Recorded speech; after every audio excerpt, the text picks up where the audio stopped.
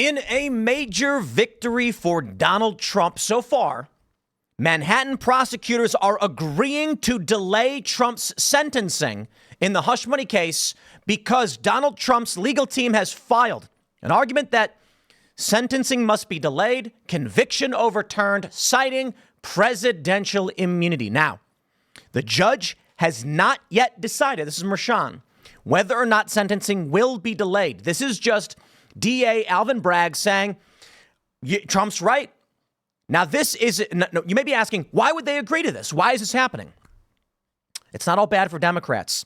You see, they're in a panicked state over what it means to put Trump in jail. And the sentencing for Donald Trump is in just about a week and a half. This will come just before the RNC.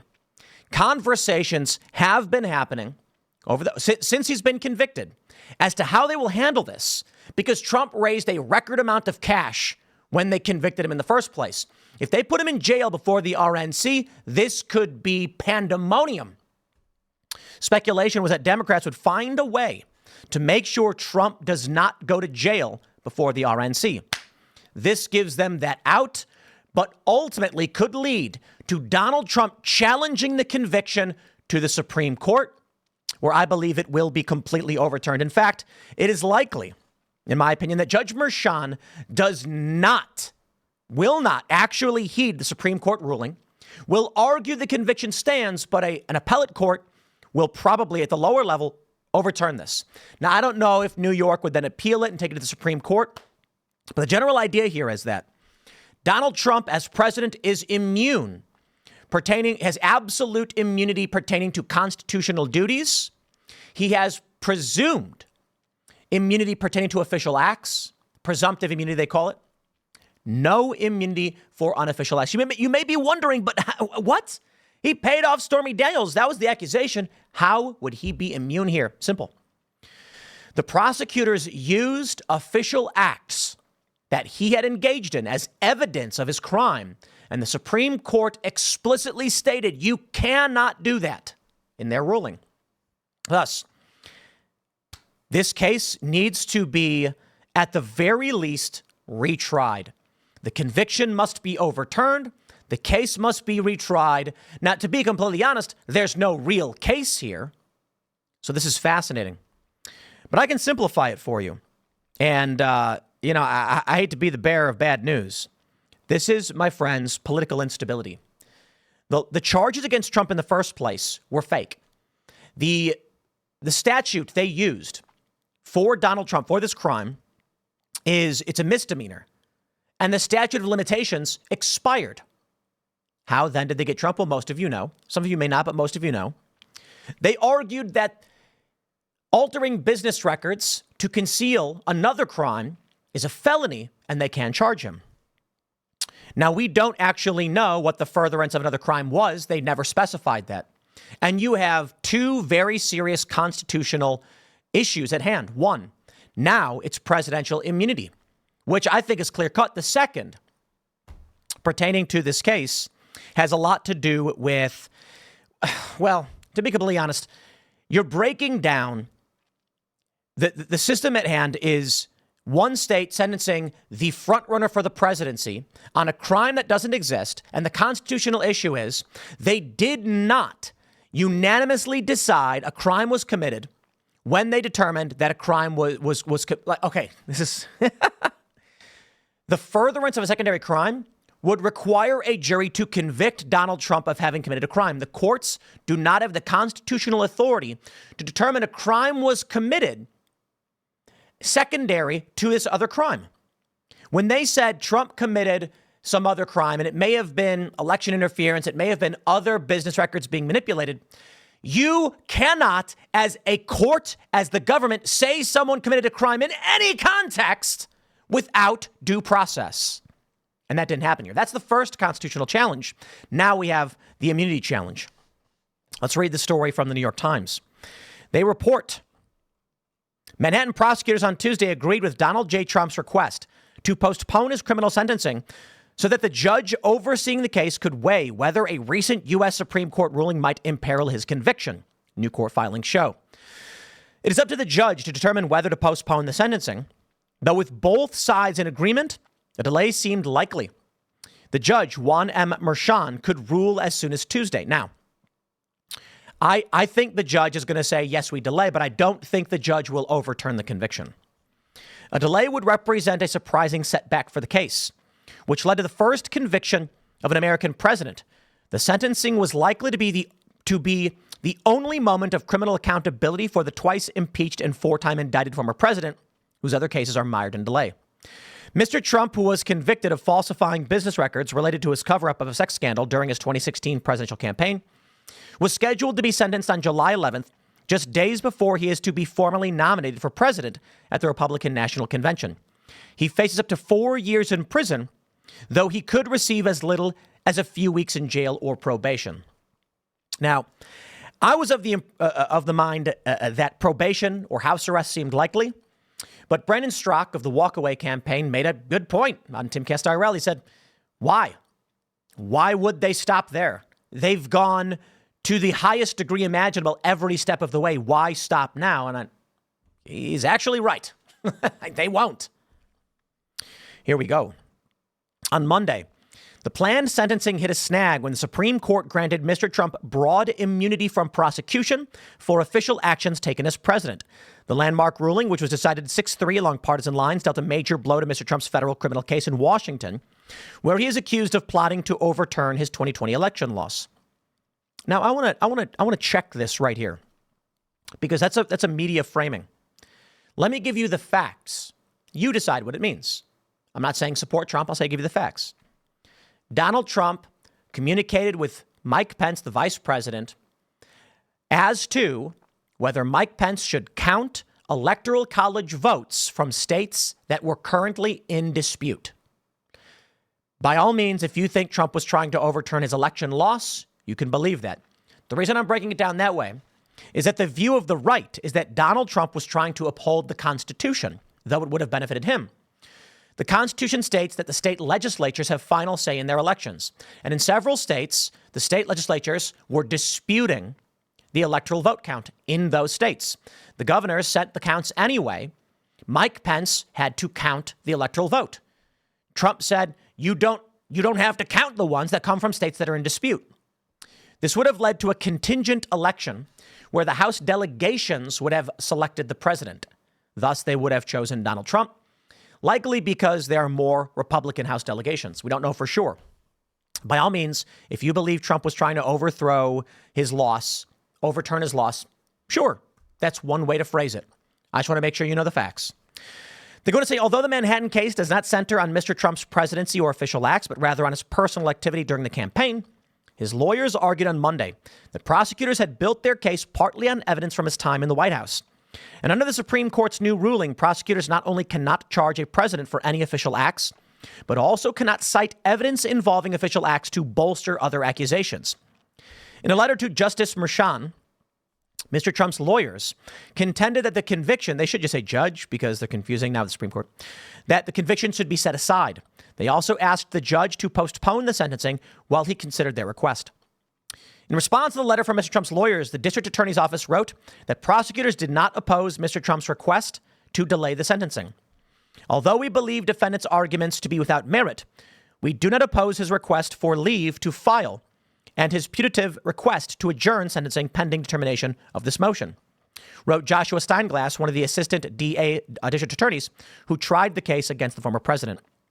Mr. Trump's lawyers proposed filing their court papers on July 10th, and the district attorney's office said it would respond 2 weeks later. DA Alvin Bragg was the first to bring criminal charges against Trump last March. 3 other indictments followed in 3 other jurisdictions, Washington, Florida, and Georgia, in the summer. But Mr. Bragg's case is likely to be the only one to make it to trial before Election Day. In May, a jury of 12 New Yorkers convicted Trump, blah, blah, blah. We all know this. And moving forward, they say the DA's case framed the hush money payment as a part of a broader conspiracy. Now, let's start over. I want to make sure I give you the details, okay? Falsifying business records is a misdemeanor. This misdemeanor was beyond its statute of limitations. They argued it was upgraded to a felony because the falsification of business records was in furtherance of another crime. What that crime is, we don't know. The state has asserted a crime was committed without evidence or due process in violation of the Constitution. And that's where we are. Now, of course, the immunity question is bringing up a lot of issues around whether or not Donald Trump can be convicted on any of these other cases. Take, for instance, in Georgia. They say that Donald Trump was interfering in the election. However, as president, he actually does have an official duty to uphold the law. They're likely going to have to throw that case out. The documents case will be interesting. I'm sure that much of the evidence presented in the documents case will come from Trump's time as president and official acts. Thus, that will likely end as well.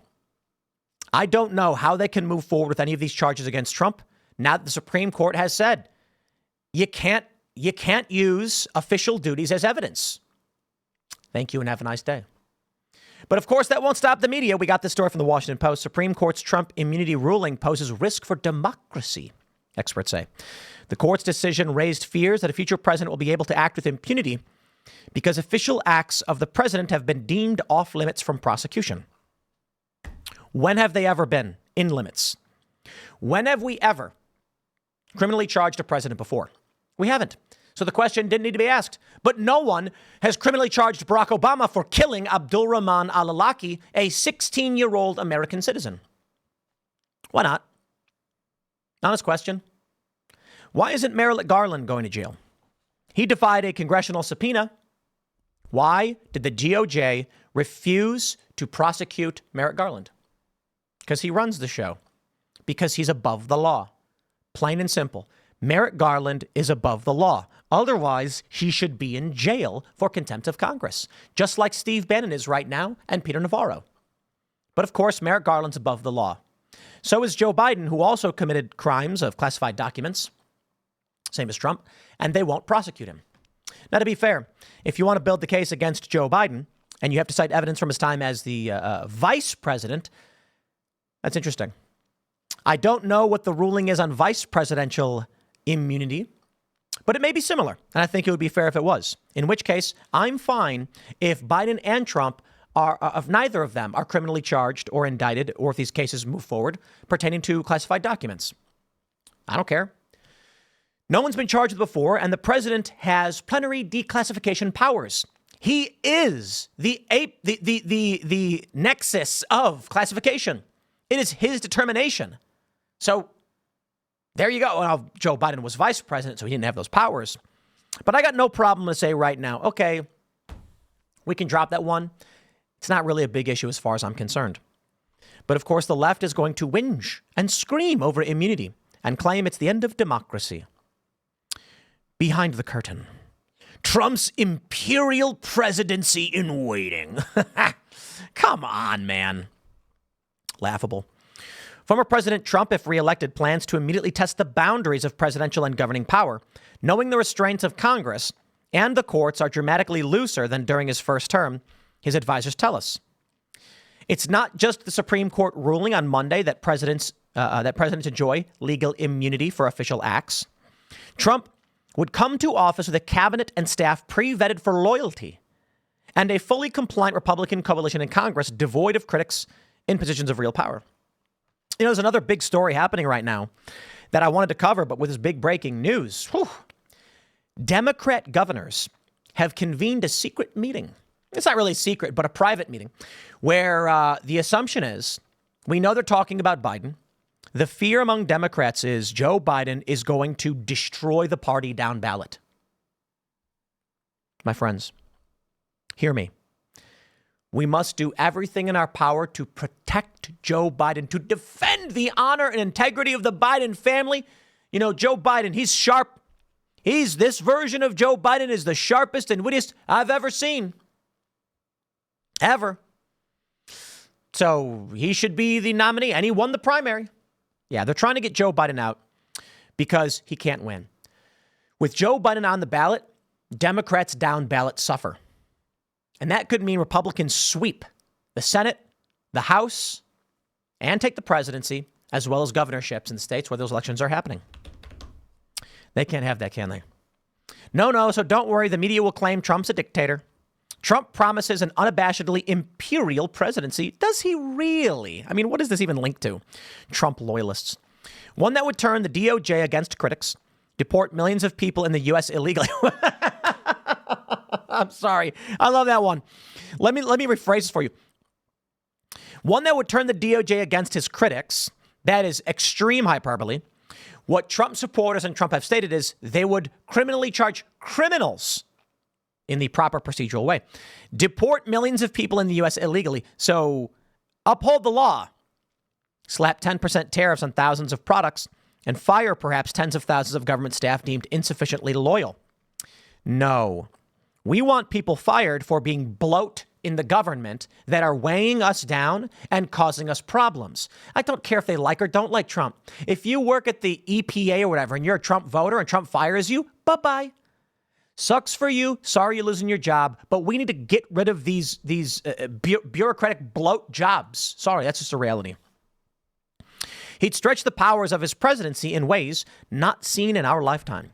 He says this consistently and clearly, so it's not conjecture. It literally is conjecture. You are falsely framing Trump's actual plans. You might like this or loathe this, but it's coming fast and furious if he's elected. Thanks to Monday's Supreme Court ruling, Trump could pursue his plans without fear of punishment or restraint. What to watch? To hear Trump and his allies tell it, this is how early 2025 would unfold if he wins. Trump would quickly set up vast camps and deport millions of people in the U.S. illegally. He could invoke the Insurrection Act and use troops to lock down the southern border. Indeed. Now, I'm critical in this regard. I believe that it is incumbent upon the president to take the utmost care and dial it up to 11. I refuse and I reject troops loading up illegal immigrants onto trains or trucks. This must be done procedurally and at a granular level. Trump told me in an interview, local police would do it. I respect that and I expect that. But I will not support and I will speak out against the use of troops in the direct raiding and arresting of illegal immigrants. It will not bode well for this country. It will devastate local communities and it could be a shock to the system that we don't want to see. What we want to see is millions of people who have come here illegally, peacefully and procedurally deported. A couple of officers in polo shirts and khakis walk up to a house. Sir, right this way. We're going to send you home. Now, I understand. There are certain circumstances where there are many criminals who are in this country illegally. And where apt, requisite force will be required. But I reject mass camps and the use of troops and trucks to do these things. Trump supporters will regret it. It won't work out properly, and it's a bad idea. In Washington, Trump would move to fire potentially tens of thousands of civil servants using a controversial interpretation of the law and procedure. He'd replace many of them with pre-vetted loyalists. Many. Yes, Trump's going to fire tens of thousands of people and then bring in a couple hundred. Don't care. He should do it. He'd centralize power of the DOJ, historically an independent check on the presidential power. He plans to nominate a trusted loyalist for attorney general and has threatened to target and even imprison critics. He could demand federal cases against him cease immediately. Can I just point out, Axios, that Merrick Garland, who was appointed by Biden, won't prosecute Biden for the crimes Biden committed pertaining to classified documents that we know is a fact. So don't come to me and say he's going to choose a loyalist. Literally, what president wouldn't choose someone loyal to him? It's stupid. Many of the J6 convicts could be pardoned, a promise Trump has made at campaign rallies where he hails them as patriots, not criminals. Investigations of the Bidens would begin. Agreed? Trump says he'd slap a 10% tariff on most imported goods, igniting a possible trade war and risking short-term inflation. He argues it would give him leverage to create better trade terms to benefit consumers. Once again, good. Agreed. Now, as for the J6ers, Trump says he'll pardon all of them. Good. He should. He should pardon them. Look, man, I think anybody who smashes out windows and fights cops should get criminally charged. Yep. 20 years, though? Oh, come on. I mean, it's been 3 years, 3.5 years. I think that's more than enough than time served. Now you can let them all out.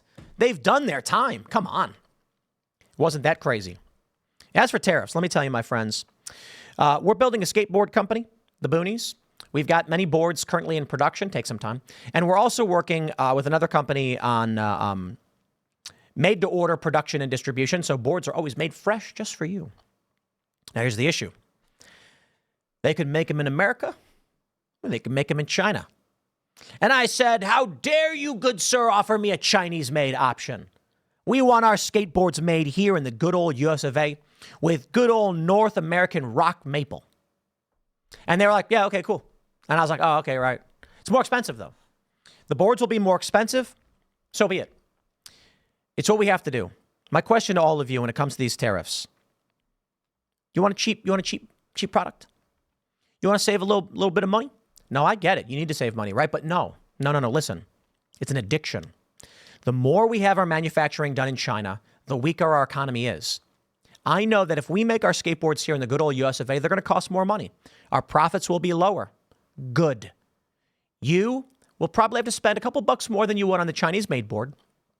I think we can get the Chinese boards for like $45 out the door. And I think the American-made ones are going to be like $60 out the door. And that is not increasing our profit margin. We're actually cutting back a little bit. And so be it. I do got to go over the prices. Just know that when you're buying that board, the money is going to an American worker who's got American kids and an American wife, and they're having an American home and buying American cheeseburgers. And that's it, supporting the American economy. That's what it's all about. When we shift in this direction, that will lead to the economy improving and everyone living better if we can do these things at home. It is an addiction that we spend all this money on China.